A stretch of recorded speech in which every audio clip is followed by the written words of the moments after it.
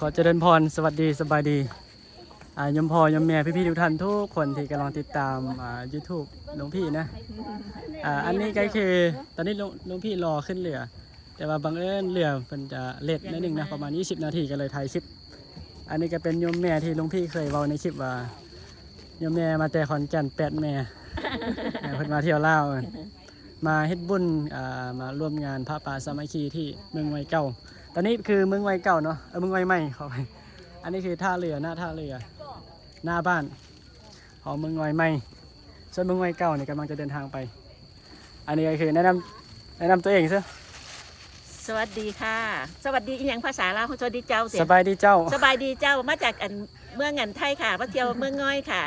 อันนี้ว่าค่ะเอาจ่าเจ้าโอเคค่ะชื่อเอ็นพัทรพรค่ะแม่เอ็นค่ะ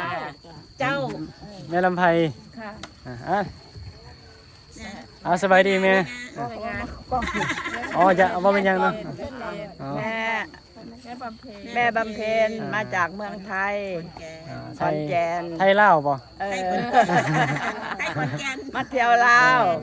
เที่ยวลาวมาเที่ยวบ้านมอมไม้มอมเคนมอมเคน อันนี้มาเขาอยู่ไซตอนนี้เมืองง่อยบ่เมืองหนองเขียวเป็นปะค่ะหนองเขียวน้องเขียวไม่เขียวเป็นซื้อบ้านเนาะบ้านหนองเขียวเหรอคะอันนี้เป็นสะพานเนาะสะพานใจกลางเมืองนะยมพ่อยมแม่อันนี้ก็เป็นคณะเนาะคณะศรัทธายมพ่อยมแม่มาแต่ขอนแก่นในหลวงพี่สัมภาษณ์อันนี้แม่อาวรสบายดีเห็นบ่เซียวเพิ่นสบายดีหลวงพ่อบางดูสินี่ชอบขนาดมากหลายตี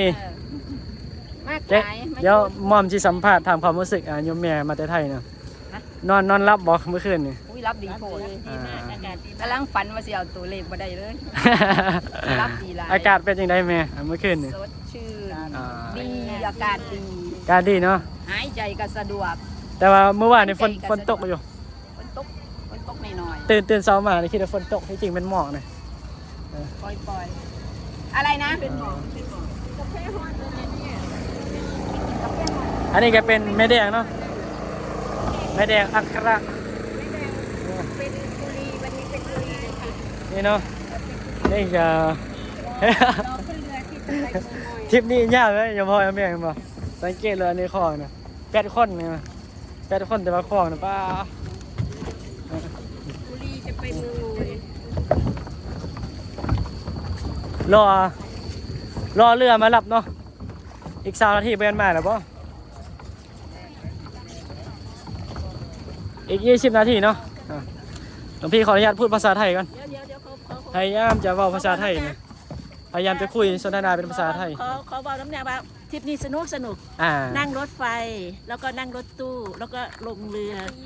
สนุกมากเลยค่ะหน้ามานะคะหน้ามาโอเคนะคะเข้ากล้องได้พยายามได้วิดีโอนะเข้ากล้องได้สวยมุมนี้นะเข้ากล้องถ่ายรูปได้เลยเนี่ยนะ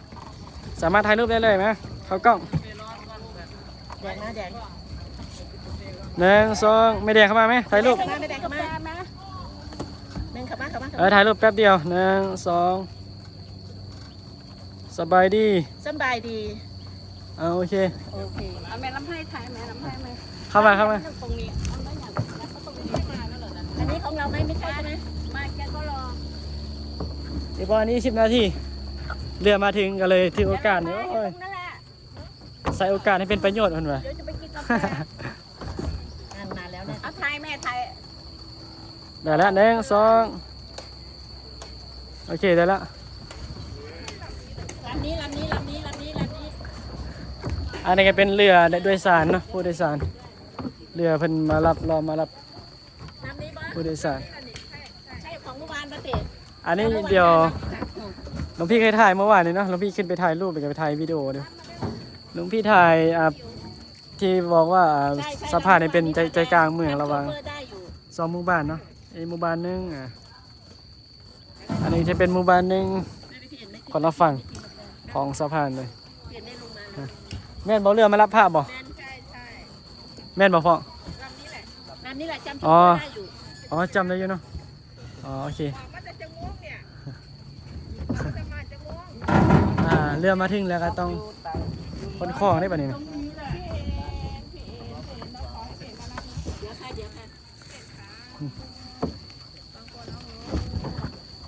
นี่เนาะสิจะอธิบายทางใดมันอากาศมันเริ่มร้อนแล้วเนาะอากาศเริ่มร้อนแล้วเตรียมตัวขึ้นเรือมาฮอดแล้วเด้ออันนี้ก็กระเป๋าสัมภาระของน้องพี่เองนะจะมีก็จะมีอุปกรณ์ใส่แว่นขาวเพิ่นอยากเมื่อติดเหือไปน้ำมังงอย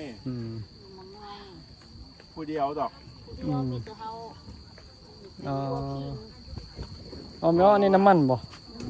มีอย่างน้ำมันจ้ะนี่น้ำมันกับมังไม้นั่นล่ะอะไรคือไม่ออกเนาะไม่ออกอยู่บ้านใดไม่ออกอยู่บ้านหน้าปุ่นโอ่งบ้านหน้ากลางบ้านกลางมอมกับบ่ฮู้เด้กันเฮาไปเมืองง่อยนั่นแหละอ๋อกลับบ้านโอเคเข้าใจละโอเคกลับบ้านน่าจะได้อยู่ไม่ออกเบียดกันไปละแป๊บเดียวไปนำเด้ท่านบ่เจ็บบ่เป็นจะบ่ปวดมาป่วเนาะมาส่งให้แม่เมื่อวานเดี๋ยวมันประกำนำบ่เจ้าประกำนำบ่มาส่งเขานี่ไปสวนน้องเขียวนั่นมาย่ามาครัวคิง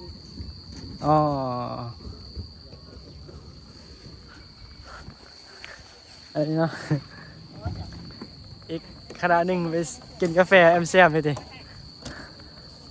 เซเว่ใส่อีก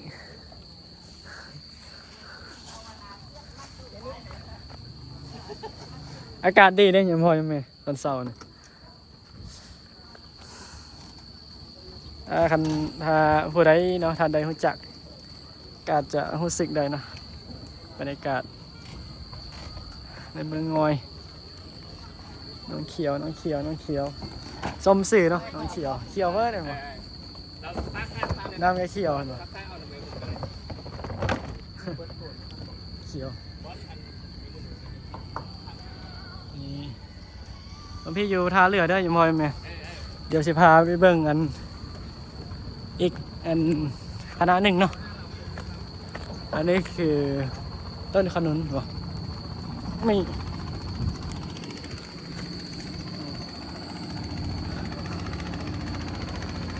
ส่วนหลายนี้เพิ่นจะใช้เรือเนาะเป็นทางเป็นพาหนะเป็นหลักเลยในการเดินทางเนาะในการใช้เรือในการเดินทางเลยส่วนหลายนะภายในอำเภอเนี่ยเพิ่นจะใช้เรือเนาะใช้ในการเดินทางส่วนหลายใช้เรือเลยเป็นหลักเพราะว่าหมู่บ้านในติดเรือเนาะหมู่บ้านในติดแม่น้ำเนาะแม่น้ำอู่ใช่ป่ะไม่อ่อน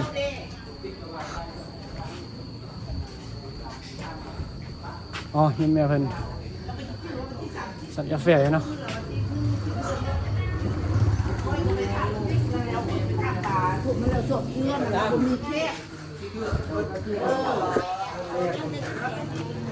นี่เนาะอันนี้เป็นหมู่บ้านเนาะ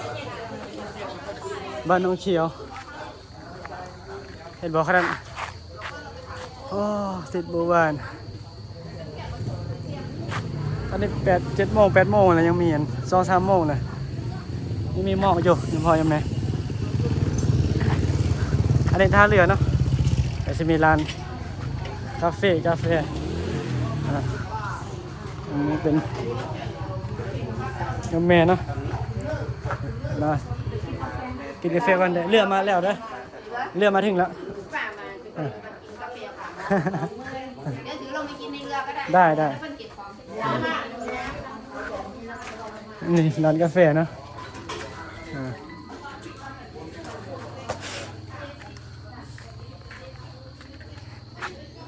เอาหน้าที่แล้วยังพอไหมเนาะเดี๋ยวสิพอปิดคลิปแล้วเนาะยังพอไหมเพราะว่าจะใกล้จะถึงจังหวัดเวลาเดินทางแล้วเรือมาถึงแล้วเดี๋ยวสิใส่คำว่าจะเดินผ่อนที่เก่าเนาะเจอกันคลิปต่อไปเอาสวัสดีสบายดี